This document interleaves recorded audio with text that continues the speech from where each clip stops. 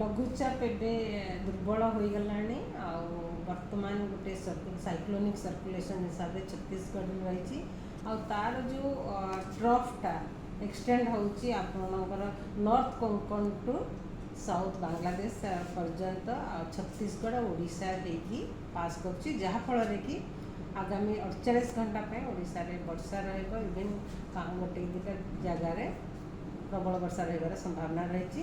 ଆଗାମୀ 24 ଘଣ୍ଟା ପାଇଁ ରାଜ୍ୟରେ ଅଧିକାଂଶ ସ୍ଥାନରେ ହାଲକାରୁ ମଧ୍ୟମ ଧରଣର ବର୍ଷା ରହିବା ସହିତ ଘଡ଼ଘଡ଼ି ବିଜୁଳି ବି ରହିବାର ସମ୍ଭାବନା ରହିଛି। ତା ସହିତ ପ୍ରବଳ ବର୍ଷା ଗୋଟେ କିମ୍ବା ଦୁଇଟା ସ୍ଥାନରେ ରହିବାର ସମ୍ଭାବନା ରହିଛି, ଯେମିତିକି ମୋଷ୍ଟଲି ରହିବ ଆମର ଉତ୍ତର ଓଡ଼ିଶାରେ, ଯେମିତିକି ବାଲେଶ୍ୱର, ଭଦ୍ରକ, ମୟୂରଭଞ୍ଜ, କେଉଁଝର, ଢେଙ୍କାନାଳ, ଅନୁଗୁଳ, ଦେଓଗଡ଼, ସମ୍ବଲପୁର, ଝାରସୁଗୁଡ଼ା, ସୁନ୍ଦରଗଡ଼, ବରଗଡ଼, ନୂଆପଡ଼ା, ବଲାଙ୍ଗୀର, ବୌଦ୍ଧ, ସୋନପୁର, କେନ୍ଦ୍ରାପଡ଼ା, ଜଗତସିଂହପୁର, ପୁରୀ, ଯାଜପୁର, ଇଭିନ୍ କଟକ, ଖୋର୍ଦ୍ଧା ଜିଲ୍ଲାରେ ବି କାମ ଜାଗାରେ ପ୍ରବଳ ବର୍ଷା ହୋଇପାରେ, କିନ୍ତୁ ବର୍ଷା ରହିବ, ବିଜୁଳି ଘଡ଼ଘଡ଼ି ବି ରହିବାର ସମ୍ଭାବନା ରହିଛି।